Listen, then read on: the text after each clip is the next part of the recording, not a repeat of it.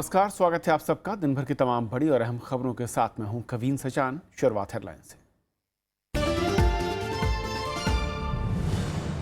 Note बिना ग्रामीण इलाकों में बुरा हाल, मंडियों में सन्नाटा, सरकार का पुराने नोट की वापसी पर पुनर्विचार से इनकार।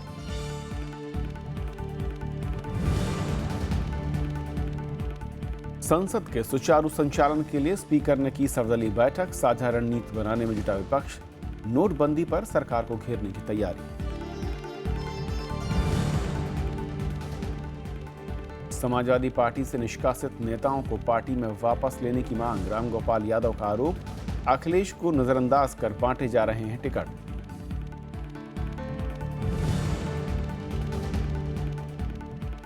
कश्मीर में 94% छात्र बोर्ड परीक्षा में शामिल, कल से खुलेंगे सरहदी इलाकों के स्कूल। पाकिस्तान का दावा, भारतीय गोलीबारी में मारे गए 7 सैनिक।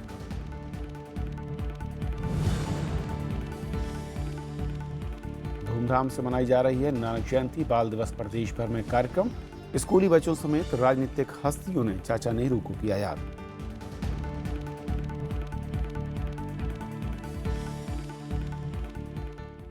और आइए देखते हैं पहली खबर।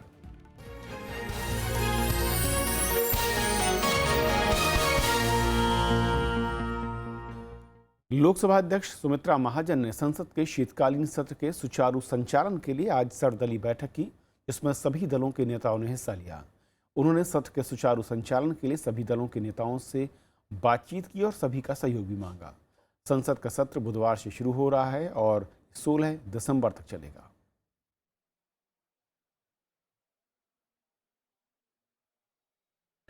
उधर सरकार ने पुराने नोट बंद करने का फैसला वापस न लेने की बात कही है। एनडीए के घटक दलों की बैठक के बाद सरकार ने आज इसका ऐलान किया। बीजेपी के सहयोगी दलों ने पुराने नोटों को बंद करने पर सरकार का समर्थन किया। उधर विपक्षी दलों ने भी बैठक कर सत्र की रणनीति पर चर्चा की। बुधवार से शुरू हो रहे संसद के शीतकाल सत्र से पहले सोमवार को एनडीए के घटक दलों की बैठक हुई। इसमें काले धन और भ्रष्टाचार के खात्मे के लिए सरकार के कदमों का समर्थन किया गया। बैठक में तय हुआ कि सत्र के दौरान लोगों को काले धन के खात्मे के लिए उठाए गए कदमों के बारे में बताया जाएगा। काले धन के खिलाफ और भ्रष्टाचार के खिलाफ जो मुहिम शुरू किया है, उस मुहिम को तार्किक परिणति तक यानी लॉजिकल एंड तक पहुंचाने के लिए उनके साथ देने का उन सब ने पुरजोर समर्थन करके एक सुर में उसका स्वागत किया। We will be moving forward. There is no question of any rethinking whatever others may say, and it will be known in Parliament who is on the side of the people who are having black money, who are on the side of the. उधर प्रमुख विपक्षी दलों की बैठक भी हुई। इसमें बड़े नोटों को बंद करने समेत संसद में उठाए जाने वाले मुद्दों पर भी चर्चा हुई। बैठक में Congress, TMC, JDU, RJD, CPM, CPI, JMM और वाईआरएस कांग्रेस के नेता शामिल हुए। इन दलों की बैठक मंगलवार को भी होगी, जिसमें सरकार को घेरने की रणनीति पर चर्चा होगी। The way the government has announced this decision in a drastic way, that has put common people in unprecedented hardships and suffering. How to end these sufferings and hardships of the common people? That is the issue on which we had consultations. संसद का सत्र 16 दिसंबर तक चलेगा। 500 और 1000 के नोटों को बंद करने के अलावा सत्र के दौरान कई अहम मुद्दे भी उठेंगे। Bureau report, Rajya Sabha TV. और सर्वदलीय बैठक पर नजर रखे हुए थे हमारे संवाददाता रविंद्र शिवरान। रविंद्र, सर्वदलीय बैठक किस तरीके के संकेत मिलते दिख रहे हैं और सरकार खास तौर पर जो नोटों का मसला है, नोटबंदी को लेकर कैसे उसे टैकल करने की तैयारी कर रही है? जी देखिए कविंद्र, जो बैठक है सर्वदलीय बैठक अभी लगातार चल रही है और स्पीकर साहिबा उस बैठक को अध्यक्षता कर रही है। उसके पहले जो बैठक हुई है जिनमें एनडीए और बीजेपी की जो बैठक हुई थी, उनमें से लगातार यही संकेत हम लोगों को मिला है कि बीजेपी इसको बहुत आक्रामक तरीके से इख्तियार करने वाली है संसद के आने वाले सत्र में। और बीजेपी के अंदर के सूत्रों ने बताया है कि प्रधानमंत्री और अमित शाह ने इस बात को कहा बैठक में कि जनता जो है उनके साथ है और कॉन्फिडेंस बहुत मिला है इसकी वजह से उनको। और आने वाले सत्र में जो बीजेपी के खिलाफ जो जितने भी दल हैं, आज ओपोजिशन पार्टीज़ ने आज बैठक की है, उन्होंने घेरने के लिए जो रणनीति बनाई है उसका माकूल जवाब देने की तैयारी की गई है।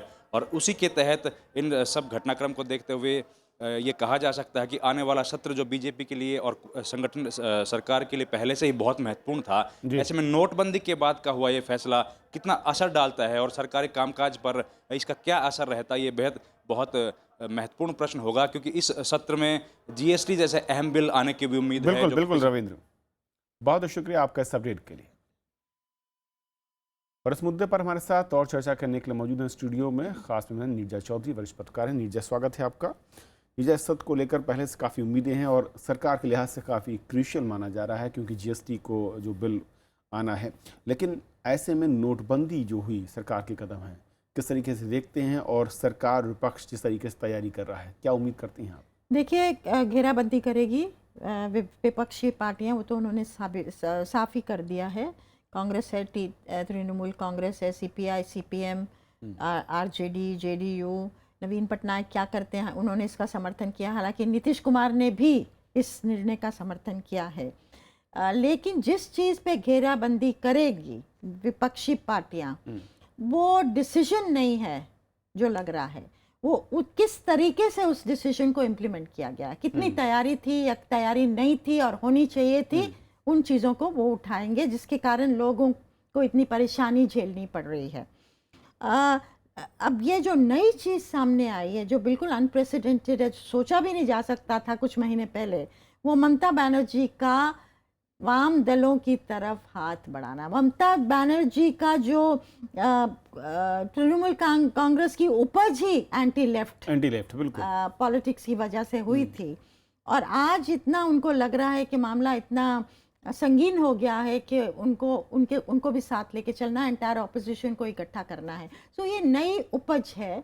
अब दो चीज़ें हैं, किस खूबी से विपक्ष पार्टियां अपना मैसेज जारी करती हैं ताकि वो ऐसा नहीं लगे कि वो कदम के खिलाफ है, नहीं, करप्शन के हिमायती हैं या ब्लैक मनी की हिमायती हैं। ये बहुत फाइन लाइन है। और सरकार के लिए भी ये निर्भर करेगा कि अगले 15 दिन में वो किस तरह से काबू पाते हैं स्थिति के ऊपर, क्योंकि पहले 2 दिन ये तो क्लियर है कि इसको सब समर्थन इसका कर रहे हैं। हालांकि बहुत लोग परेशानी में हैं, middle class, lower middle class, नीचे का तबका, वो मोटा इसका समर्थन कर रहा है, क्योंकि उनको लग रहा है एक कि सफाई होगी, बहुत हो गया इतना पैसा जो हमने देखा पिछले सालों में, और दूसरा हमारे बच्चों का भविष्य सुरक्षित होने जा रहा है। ये एक परसेप्शन बना है। हालांकि परेशानी जरूर है उन्हें, उन्होंने कहा परेशानी को झेल लेंगे, लेकिन जिस तरह से वो पहले 2 दिनों में बात कर रहे थे और जिस तरह से वो आज बात कर रहे हैं, अगर लाइनों में जाके लोगों से बात करिए तो उसमें अंतर आ रहा है। अगर लोगों का हार्डशिप बढ़ता चला जाएगा, पैसा नहीं मिलेगा, चीजें नहीं उपलब्ध होंगी, अस्पतालों में जाके जैसे कि 3 बच्चे मरे हैं, कई लोगों के हार्ट फेल हो गए हैं, इस तरह की चीजें अगर बढ़ती जाएंगी, लूट हुई है कई जगह, तो मध्य प्रदेश, दिल्ली में अब जो सपोर्ट था वो कम होगा और उसके बाद वो विरोध में फिर वो उल्टा ही पड़ सकता है। लेकिन ममता जिस तरीके से मैं कहूँ कि समूचे विपक्ष को एकजुट कर पा रही है, एक मंच पर खड़ा करने की जो प्रयास है, ये अपने आप में अभूतपूर्व दिखता है। किस तरीके से आप देख रही हैं, क्योंकि ममता के बारे में जो स्टैंड अब तक रहा है, उनका स्टैंड सरकार के साथ, कई बार ये सरकार के मैं कहूँ कि एक न्यूट्रल की भूमिका में रही थी, क्या ये एक बहुत डेडली कॉम्बिनेशन इस सत्र के लिहाज से आप देख रही हैं? और वहाँ पर लेफ्ट, क्योंकि जिस तरीके के बयान आए हैं, एक तरीके से सपोर्ट कर रहे हैं उस स्टेप को।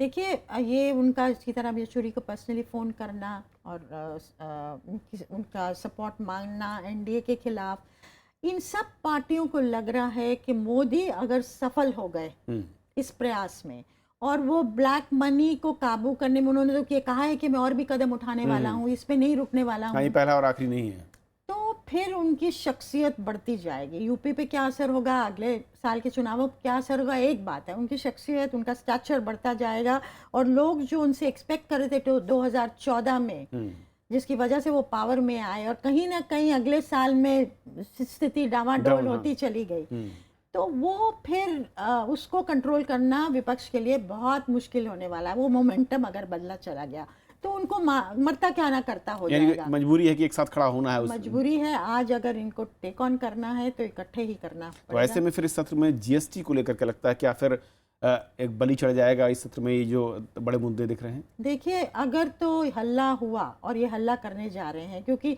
जैसे कि प्रधानमंत्री ने भी कहा कि दिसंबर के अंत तक मुझे समय दीजिए, वित्त मंत्री ने कहा है 3 हफ्ते और लगेंगे एटीएम्स को रिकैलिब्रेट होने में, तो 3 हफ्ता बहुत टाइम होता है। और दिसंबर के एंड तक पब्लिक किस तरह से रिएक्ट करती है, पब्लिक की हार्डशिप क्या होगी अगर ये संसद में हल्ला होता रहा, तो जीएसटी कैजुअल्टी होगा इस सेशन में।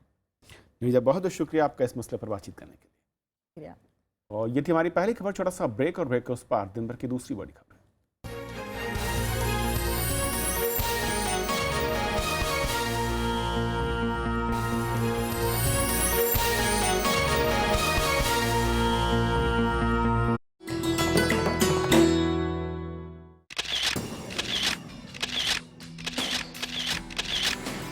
राष्ट्रपति भवन का ताम्र गुंबद आलीशान और बेजोड़। सांची के बौद्ध स्तूप से प्रभावित इस गुंबद की ऊंचाई बाकी इमारत से करीब 2 गुनी। 6 अप्रैल 1929 को बनकर हुआ तैयार। ये शानदार गुंबद राष्ट्रपति भवन की स्थापत्य कला और खूबसूरती को लगाता है 4 चांद।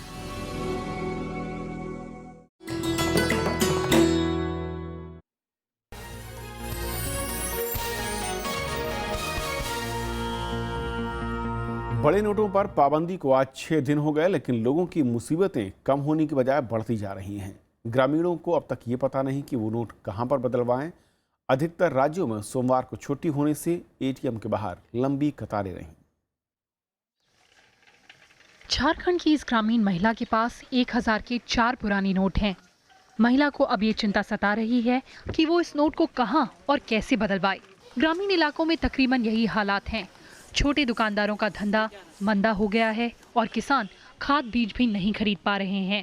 कि खुचरा फिर नहीं मिल रहा, पैसा को दे रहा तो फिर पैसा खुचरा का दिक्कत हो जाएगा। चेंज नहीं मिला तो जो भी आ रहा कस्टमर फिर फिलहाल घूम के चल जा रहा है। तो बर्बादी सोचिए, ये तो बदलने के लिए तो जितना समय दिया ना सरकार वो खत्म ही होगा, क्योंकि यहाँ बहुत कम ही किसी को पता है। पढ़ने लिखने तो बहुत कम ही आता है। मजदूरी में प्रॉब्लम, मजदूरी मिल ही नहीं रही तो कहाँ से करेंगे, तभी तो यहाँ बैठ कर आराम कर रहे हैं। लोगों के पास नकदी नहीं है तो मंडियों में भी खरीद बिक्री ठंडी है। दिल्ली की सबसे बड़ी आजादपुर मंडी में लोग खाली थैलों के साथ वापस जा रहे हैं। यहाँ कोई 500 और 1000 का पुराना नोट लेने को तैयार नहीं है। व्यापारियों की माने तो आधा बाजार उधारी पर चल रहा है। कोई भी दुकानदार नहीं ले रहा है। मेरा थैला ये खाली पड़ा हुआ है, कोई भी दुकानदार नहीं ले रहा। हमारे पास खुले नहीं है। 50-100 रुपए का अदरक बेचा कहाँ से हम? बिल्कुल जी बिक्री है ही नहीं। जो आता 500 का नोट देता खुला है नहीं। दिल्ली समेत कई राज्यों में सोमवार को बैंक बंद थे तो पैसे निकालने के लिए लोग एटीएम के चक्कर लगाते रहे। अधिकतर एटीएम भी बंद थे, लेकिन जहां एटीएम काम कर रहे थे वहां लंबी कतारें थीं। कई जगहों पर तो लोगों में कहासुनी भी हो गई और मारपीट की नौबत तक आ गई। मेट्रो के गए क्योंकि मेट्रो पे भीड़ नहीं होती, जितने लोग मेट्रो पे होते हैं तो उसमें तो कैश ही नहीं है। उसके बाद हम लोग ये ए ब्लॉक है, इससे पहले और सारे ब्लॉक में भी देखा हमने। इधर भी एक है, वहाँ पे बहुत लंबी लाइन थी, पर यहाँ पे गर्ल्स की अलग लाइन थी तो हम इधर आ गए। फिर भी हमें 1 आवर से ज़्यादा हो चुके हैं। घूम कम रहे हैं। एटीएम के लाइन जो होती है ना, 1-1 किलोमीटर लाइन में हम ज्यादा खड़े, हम और बीच कम जा रहे और लाइन में हम 2-2 घंटे को खड़े हैं यहाँ। उधर सरकार ने 18 नवंबर तक राष्ट्रीय राजमार्गों पर टोल नाकों को निःशुल्क कर दिया है। वहीं सरकार ने घोषणा की है कि अब लोग 4500 तक पुराने नोट बदलवा सकते हैं। पहले ये सीमा 4000 रुपए की थी। वहीं बैंकों से एक सप्ताह में 24,000 रुपए तक निकाले जा सकते हैं। अनु दीवान के साथ ब्यूरो रिपोर्ट, राज्यसभा टीवी। और हम चलेंगे इस वक्त एटा उत्तर प्रदेश के, जहां पर नवविक्रम हमारे साथ मौजूद हैं। नवविक्रम, क्या इस वक्त सूरत हाल है जिन इलाकों का आपने दौरा किया और जिस जगह पर इस वक्त आप हैं? एटा के इंटीरियर इलाकों में मैं गया था। इंटीरियर इलाकों में गया, बेहद खराब हैं। जो लोग जिनकी खरीफ की फसल यानी कि धान की फसल लोगों के पास भरी हुई है, यहाँ की मंडियां बंद हैं और किसान को अगली फसल के लिए बीज और खाद जो है वो मुहैया नहीं हो पा रहा है। ऐसे में जो हालात हैं वो दिन पर दिन खराब होते जा रहे हैं। अगर किसान वो अगली फसल बो भी नहीं सकता, तो ऐसे में निश्चित तौर पर सरकार को कुछ ऐसे कदम उठाने की जरूरत है जिससे हालात जल्दी से जल्दी बेहतर हो सके और किसान अपनी फसल बो सके। जी कविंद्र। जी शुक्रिया नवविक्रम, वहाँ से हमें ताज़ा अपडेट देने के लिए।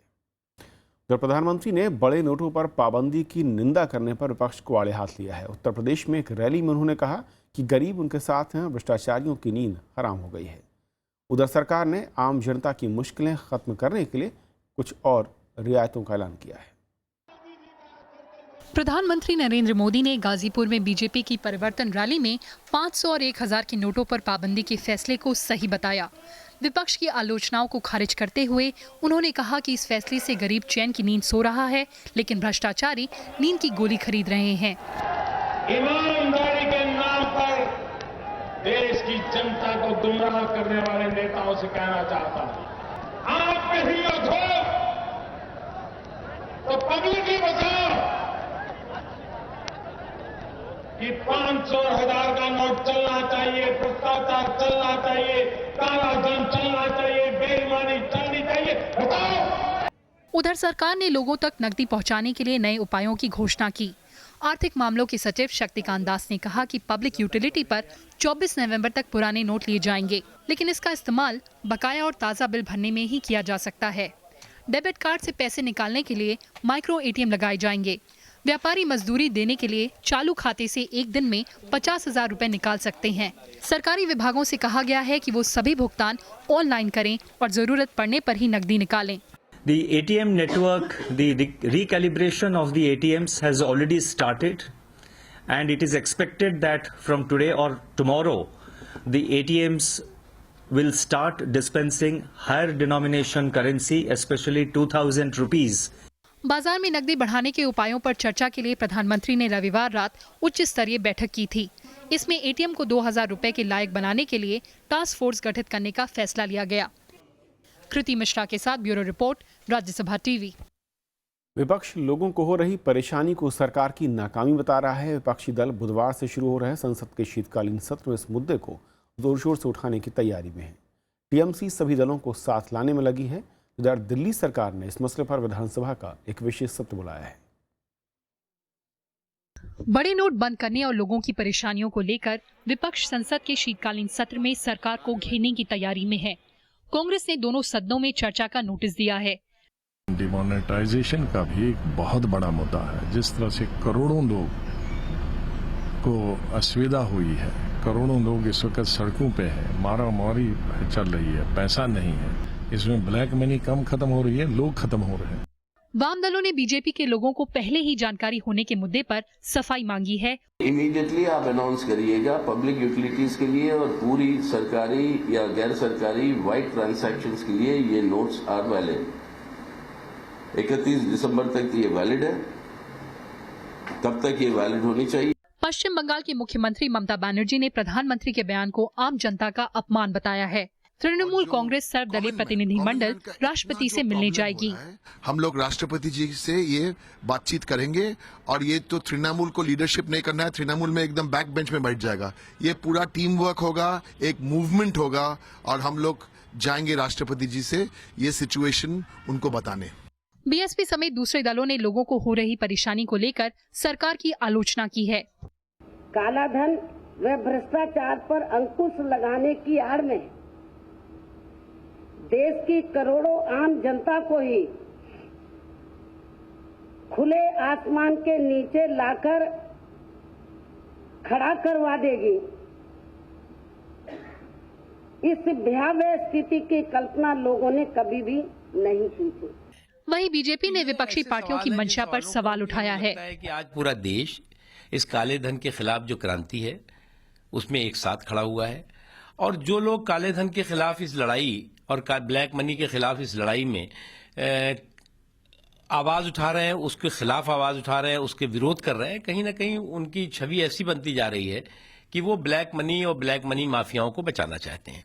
सरकार के अचानक 500 और 1000 के नोट बंद करने को विपक्ष तानाशाही फैसला बता रहा है। Bureau report, Rajya Sabha TV. Samajwadi party से निष्कासित और राज्यसभा सांसद रामगोपाल यादव ने कहा है कि मुख्यमंत्री अखिलेश यादव को नजरअंदाज कर विधानसभा के टिकट बांटे जा रहे हैं। उन्होंने पार्टी से निकाले गए सभी नेताओं को वापस लेने की भी मांग की। राज्यसभा सांसद राम गोपाल यादव ने सोमवार को छटावा में प्रेस कॉन्फ्रेंस कर समाजवादी पार्टी में टिकट बंटवारे पर नाराजगी जाहिर की।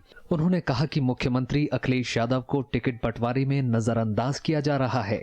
राम गोपाल यादव ने अखिलेश को मुख्यमंत्री का चेहरा बनाए जाने की भी मांग की। 2 महीने से अधिक समय से समाजवादी पार्टी से कई नेताओं को असंवैधानिक तरीके से निकाला गया है। मुख्यमंत्री को नजरअंदाज करके मनमाने तरीके से टिकटों का वितरण किया जा रहा है। इस बीच समाजवादी पार्टी में भी राम गोपाल यादव की वापसी की मांग तेज होने लगी है।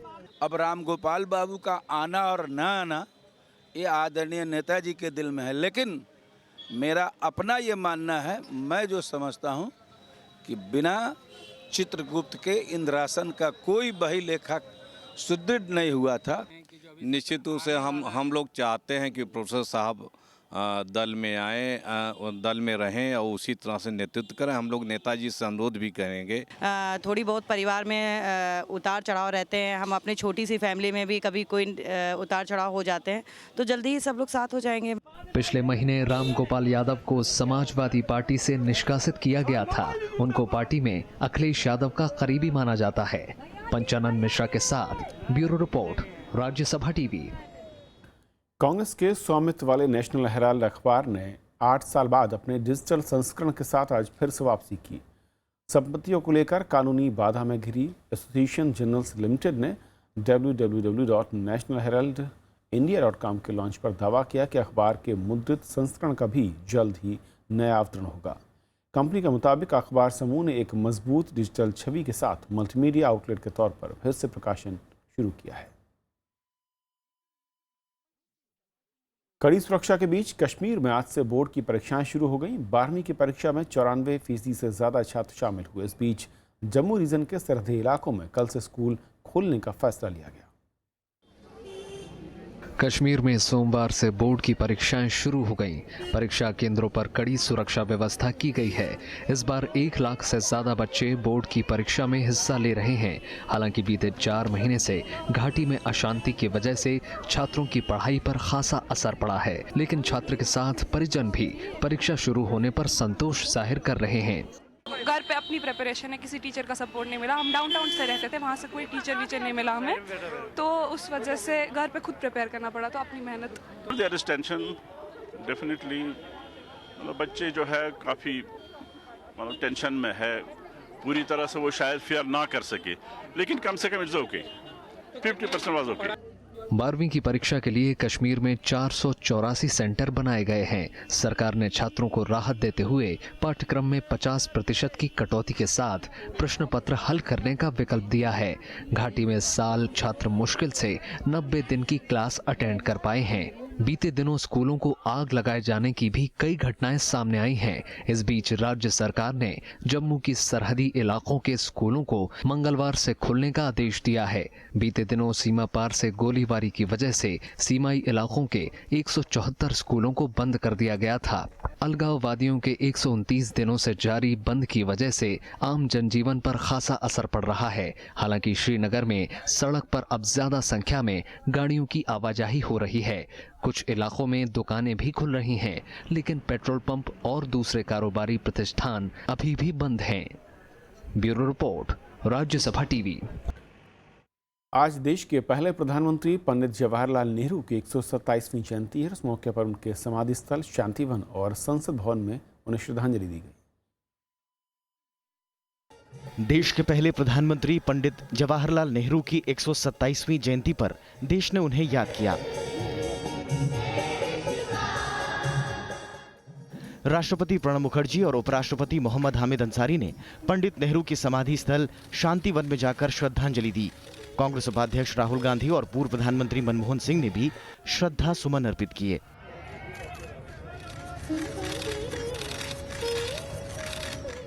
इसके अलावा संसद भवन के सेंट्रल हॉल में पंडित नेहरू को श्रद्धांजलि दी गई। बीजेपी नेता लालकृष्ण आडवाणी, कांग्रेस नेता गुलाम नबी आजाद और कई केंद्रीय मंत्रियों और दूसरे दलों के नेताओं ने श्रद्धा सुमन अर्पित किए। प्रधानमंत्री नरेंद्र मोदी ने भी ट्वीट कर पंडित नेहरू को श्रद्धांजलि दी। पंडित जवाहरलाल नेहरू का जन्म 14 नवंबर 1889 को इलाहाबाद में हुआ था। उनके पिता मोतीलाल नेहरू पेशे से वकील थे। पंडित नेहरू गांधी जी से प्रभावित होकर कांग्रेस से जुड़े। उन्होंने असहयोग आंदोलन, सविनय अवज्ञा आंदोलन और भारत छोड़ो आंदोलन में हिस्सा लिया और कई बार जेल गए। 1947 में वो स्वतंत्र भारत के पहले प्रधानमंत्री बने और 27 मई 1964 को निधन के समय तक इस पद पर बने रहे। उन्हें 1955 में भारत रत्न से भी सम्मानित किया गया। Bureau report, Rajya Sabha TV. तो खबरों के आज के सफर में इतना ही, लेकिन जाते जाते छोड़ जाते हैं। आज सिख धर्म के संस्थापक और पहले गुरु नानक देव जी की जयंती है। कुछ खास तस्वीरों के तौर पर गुरु पर्व पर अमृतसर का स्वर्ण मंदिर रोशनी से सराबोर हो गया। हजारों श्रद्धालुओं ने यहां भजन कीर्तन और पाठ में हिस्सा लिया। श्रद्धालुओं ने प्रकाश पर्व के मौके पर पवित्र कुंड में भी डुबकी लगाई। ਭਈ ਹਰਿਆਵਲ ਜਿੱਥੇ ਮੇਰਾ ਸਤਿਗੁਰੂ ਬੈਠਾ ਵੇ, ਬਹੁਤ ਬਹੁਤ ਵਧਾਈਆਂ ਸਾਰੀ ਸੰਗਤ ਨੂੰ, ਸੱਚੇ ਪਾਤਸ਼ਾਹ ਸਾਰੀ ਸੰਗਤ जुड़े गुरु ग्रंथ साहिब जी ਦੇ ਨਾਲ, गुरु नानक देव जी ਦੇ ਨਾਲ, सच्चे पातशाह। दिल्ली के बंगला साहिब गुरुद्वारे को भी खास तौर पर सजाया गया है। यहाँ जगह जगह लंगर का आयोजन हो रहा है और समुदाय के लोग बड़ी संख्या में गुरुद्वारे जाकर शबद कीर्तन में हिस्सा ले रहे हैं। नानक पातशाह ने अपने दर्शन देते, मैं सवेरे आया, बड़िया खुशियां, मैंने बड़िया चढ़दी कला जी, सारे परिवार नूं मेरा करे, सब दुनिया नूं मेरा करे सब। गुरु नानक जी का जन्म आज ही के दिन पंजाब के तलवंडी में हुआ था। ये जगह अब पाकिस्तान में है। इसे ही ननकाना साहिब के नाम से जाना जाता है। Bureau report, Rajya Sabha TV.